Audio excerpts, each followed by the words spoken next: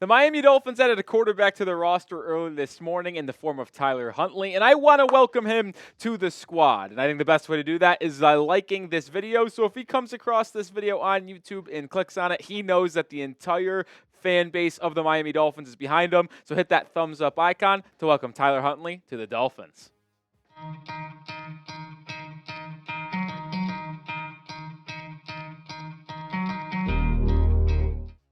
I am Nic Rohloff. This is Dolphins Today by Chat Sports, and on today's episode, we are going to break down the latest news and rumors on the Dolphins after the signing of Tyler Huntley, because Coach McDaniel spoke to the Dolphins media in the afternoon and gave a lot of updates on Tua, updates on Skylar Thompson and Huntley, plus some Terron Armstead injury news as well, so stay tuned for the end of the video for that. But we're going to start with the current, because Skylar Thompson and Tyler Huntley are now the two healthy quarterbacks on this roster, and Cameron Wolfe was there seeing the Mike McDaniel press conference, and, well, McDaniel said that Huntley was brought in to be the backup to Skylar Thompson, at least initially. So Skylar will be your starter for Week 3 while the Dolphins travel to Seattle for a game against the Seahawks, who are 2-0, by the way. And I said that on the video this morning when we initially broke down the Tyler Huntley news. It's not surprising to me that Skylar Thompson is going to be the starting quarterback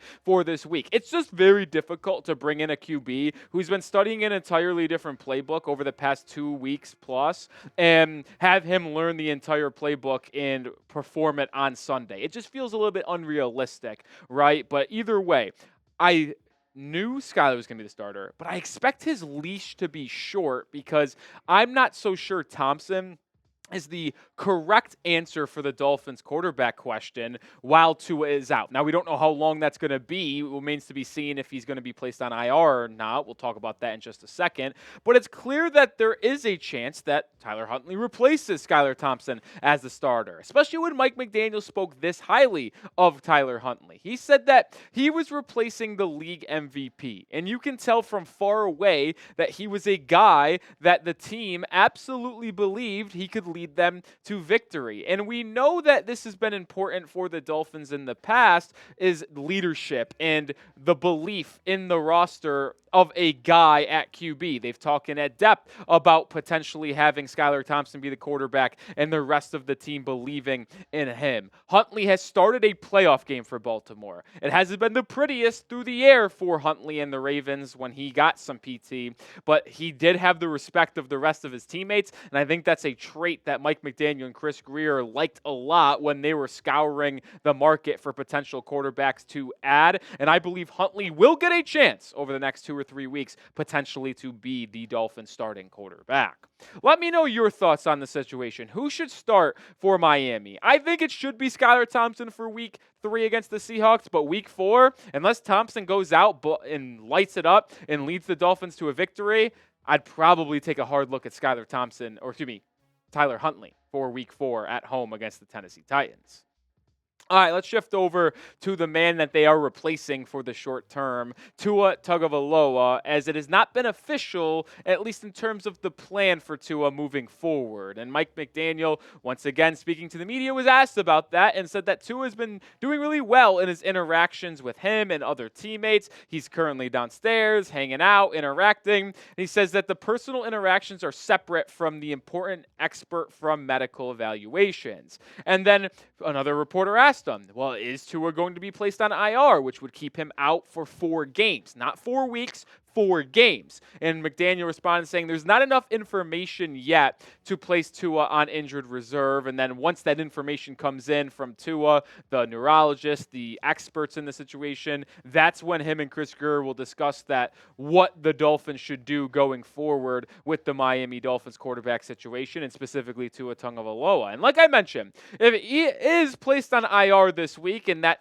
becomes the best outlook and decision for the Dolphins and Tua at this time, he would miss 4 games, which is important because the Dolphins' bye week is sandwiched in there. So if you placed him on IR, at minimum, he has to miss 4 weeks. But it is possible that he returns in 5 weeks. So you'd get an extra week of Tua being on IR, but not missing a game, right? Because if it took 5 weeks for injury and you had him on IR for 4, well, then he'd just be a healthy, or not healthy, but inactive for the following week. But no, you got the Seahawks, the Titans, the Patriots, bye, and then the Colts. So if you place Tua on IR, the earliest that he could return is in week 8 at home against the Arizona Cardinals. And that, to me, could be a realistic outcome for this situation. And when you look at that schedule, listen, I know it wasn't pretty for Tua and the offense through the first 2 weeks of the season against Jacksonville and Buffalo, but those are some winnable football games, man. Like, the Titans, they have a really good defense, but their offense is abysmal. You might be able to win that game with 3 field goals, 9-6. I'm being serious. The Patriots team isn't that strong. The Colts have looked bad. The Seahawks will be a battle this week, and you're going to be 6.5 underdogs in that ball game. But there's a realistic outcome where in the next 4 weeks, if you're without Tua, if he's on IR, you can go 3-1 and have a 4-2 record and feel pretty good about that going into week 8 against Arizona. All right, more to come here with injury news, but make sure you are subscribed because we are taking on the Seattle Seahawks this week in our sub battle. Seahawks today. Dolphins today. We're starting at 0 on Monday. Hit that sub button because after Sunday, I want to be champions of week 3, but I also want to beat them on YouTube in our sub battle. So subscribe for more Dolphins updates and taking down the Hawks.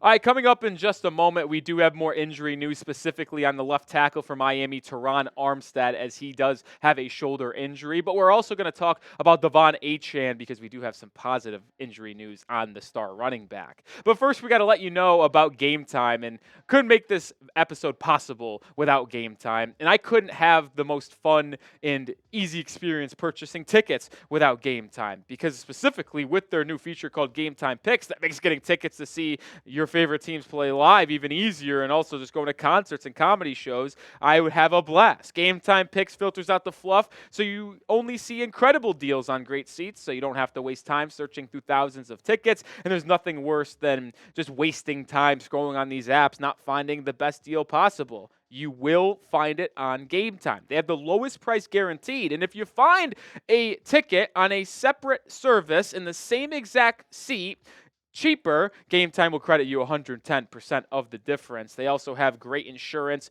and the best customer service policy, which allows you to make sure you are never getting robbed. Game Time is the easiest way to get your tickets. It's no stress. It's completely awesome, and they give you the best deal possible. Take the guesswork out of buying tickets with Game Time. Download the app, create an account, and use code CHATSPORTS for $20 off your first purchase. Terms apply, but again, create an account and redeem code CHATSPORTS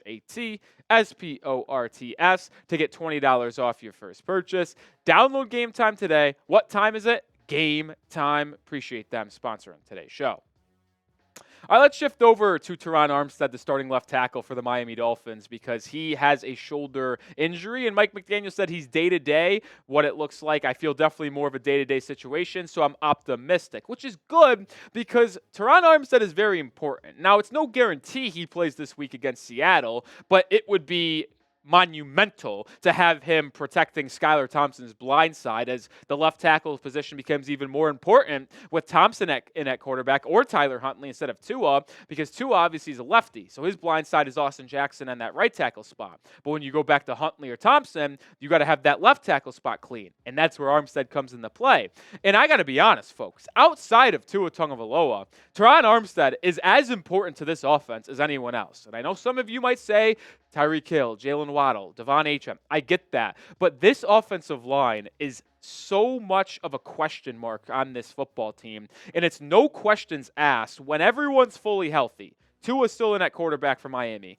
The offensive line for the Dolphins is the worst part of its roster. And I don't really think that's a question. So to take away your best offensive lineman, that just makes it even worse. And then it just asks the question, like, how confident can you be to do anything on this offensive line? Like, seriously. Like, without Armstead, you got to go to rookie Patrick Paul. You got to go to swingman Kendall Lamm. Like, this offensive line already is terrible. Robert Jones, by the way, I could go on a tangent about him. He was absolutely abysmal against the Buffalo Bills on Thursday. He is simply not a starting offensive guard in the National Football League. Ed Oliver made him look like he was playing JV football in that Thursday night football game. Aaron Brewer and Liam Eichenberg have been okay, nothing to write home about. And Austin Jackson even got beat a couple times in that game against Buffalo. But Terron Armstead, clearly your top guy on this group, and if he's out, you're really going to be struggling on this offensive line. And the two guys that are most likely going to potentially replace him if he can't go this Sunday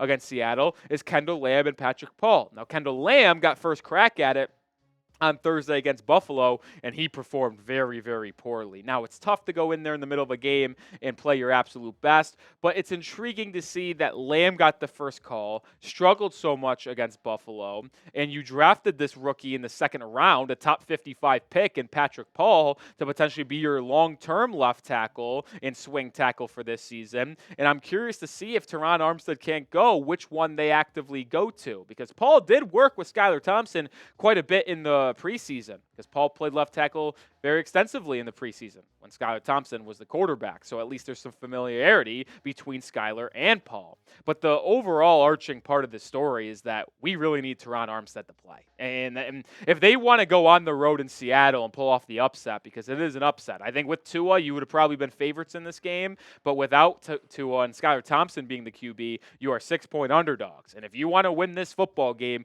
you're going to need Terron Armstead to play and play well to protect Skylar Thompson, give him more time than you would normally give Tua, because Skylar's just not going to be able to see the football field as well as Tua and anticipate as well as Tagovailoa. So you're going to need to protect this week better than you have the first 2 weeks for Tua, which is why we definitely need Terron Armstead to be on the football field on Sunday.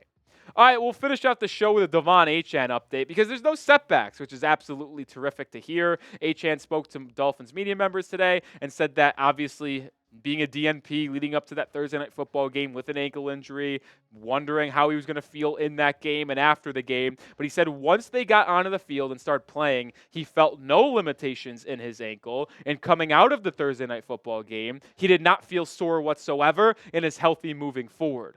That is absolutely massive for him and the Miami Dolphins going forward, because Jeff Wilson has an oblique injury. Oh, yeah, and Raheem Mostert has a chest injury, and who knows if he's going to be able to go this week against the Seahawks. Spam those 2-8s for Devonhnhnhn, the star running back for the Miami Dolphins. He's been terrific through 2 weeks for the Fins, and I'm happy to see him fully healthy. And it's important that he is fully healthy because he's been the most dynamic player for the Dolphins offense. No questions asked. Yeah, Jalen Waddle had over 100 yards in week 1. Yeah, Tyreek Hill had 130 yards and a touchdown in week 1 as well. But there's no question that HN has been the most consistent player for the Dolphins, having 100 total yards in week 1 against Jacksonville with a score. 7 receptions in both games of the season thus far, and you see in week 2 against Buffalo, he was the only offensive player to show up. Like, let's be honest. Him and Jonnu Smith were the only bright spots. Tua played horrific. Tyreek Hill was non-existent. Jalen Waddle was pretty much empty. But no, Achane giving you 150 total purpose yards. Another 7 catches and a score. Achane was the best player on the field for the Fins last Thursday night, and he was the top guy in the backfield in week 1. And I think he's a top 10 back in football. That might be underselling it for Devonhnhnhn. He is really rising up the ranks of NFL running backs, and I am so happy that he is wearing aqua and orange for Miami, because if we're going to be honest, through 2 weeks of the season, the Dolphins are 1-1, and I'd be feeling something here. I think they would be 0-2 if Devonhnhnhn wasn't wearing a Dolphins uniform, because he has been instrumental in the success of this Dolphins offense, and they're going to really have to lean on him over the next couple weeks when Tua is out, because it's not going to be the air attack with Tua. They're going to have to lean on the run game a little bit more, and Achane in this group is going to have to step up. That's going to do it for today's show. Make sure you are subscribed to the channel, because we're keeping you updated on all Miami Dolphins news, rumors, updates. We'll be live on Sunday against the Seahawks. We're going to be live tomorrow afternoon talking about the latest Dolphins news and rumors, so hit that sub button. We'll also have a video likely in the morning as well. We do it all here, so make sure you're subscribed for the best Dolphins content.